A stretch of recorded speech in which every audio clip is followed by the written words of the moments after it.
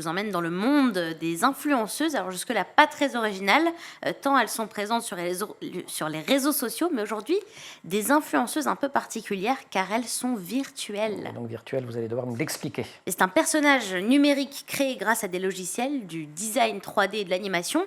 Et l'intelligence artificielle leur permet d'avoir une personnalité et de pouvoir simuler une vie réelle. Et donc des utilisateurs et utilisatrices des réseaux sociaux non virtuels, des êtres humains, adhèrent à ça. Ah mais absolument, il y a des influenceuses virtuelles qui ont des millions d'abonnés sur Instagram. Je vous présente par exemple Immagram, premier mannequin virtuel. Elle a été créée en 2018 au Japon. Elle fait la couverture de magazines de mode et elle a des partenariats avec les plus grandes marques, Dior, Valentino ou encore Nike. Alors c'est impressionnant de réalisme. Quand je suis allée sur son profil On Instagram, en voit quelques images effectivement. Suivi par 400 000 personnes, on voit vraiment pas la différence de prime abord avec un vrai compte.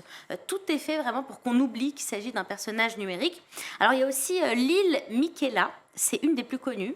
Elle est suivie par 3 millions de personnes sur Instagram. Son concept, c'est un peu différent puisqu'elle a été créée pour être une activiste. Elle défend la diversité, elle publie du contenu pour le droit des femmes, du contenu antiraciste, contre les discriminations. Alors je vous rassure, elle aussi, elle fait des collaborations avec les plus grandes marques. Elle, c'est avec Prada et Calvin Klein. D'accord, on n'est pas un paradoxe près dans cet univers des influenceurs et des influenceuses. Bon, tout ça est étrange parce qu'elles sont totalement réalistes, mais c'est juste ce qu'il faut pour qu'on sache quand même qu'il s'agit de personnages virtuels. Ouais, c'est tout à fait les gens qui l'animent ne font pas croire qu'elles existent. Mais non, parce qu'en fait, il faut qu'il y ait le pile juste milieu, parce que pour ceux qui développent ces influenceurs virtuels, il s'agit de faire accepter un robot en fait à une communauté. Il faut donc qu'il soit assez réaliste, mais pas trop parce que ça peut faire peur le côté robot. Et puis il y a un des gros avantages de cet influenceur virtuel, c'est qu'il n'y a pas de risque de bad buzz parce que tout est calculé, tout est marketing. Donc le risque de faux pas est quand même bien moins élevé que pour un vrai influenceur.